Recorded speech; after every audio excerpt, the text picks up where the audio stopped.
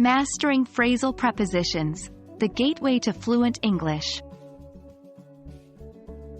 Hello language learners, welcome back to another exciting episode. Today, we're going to dive deep into an important yet often overlooked area of English grammar, the phrasal prepositions. Mastering these will not only improve your writing but will also significantly enhance your communication skills. Phrasal prepositions, also known as complex prepositions, are a group of words that function together as a single preposition. They're typically composed of 2 to 3 words, and just like simple prepositions, they establish relationships in time, space, or direction. Common examples include in addition to, on behalf of, and due to, among others. The beauty of phrasal prepositions is that they bring a certain level of sophistication to your language.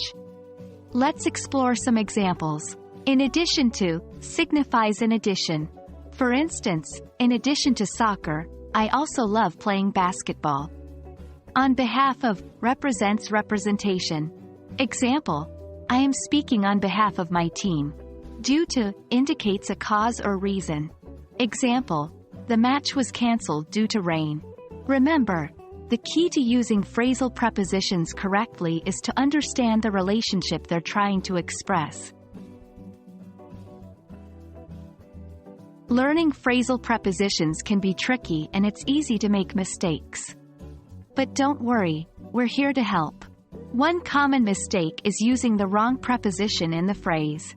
For example, saying, in spite for, instead of, in spite of, changes the meaning completely.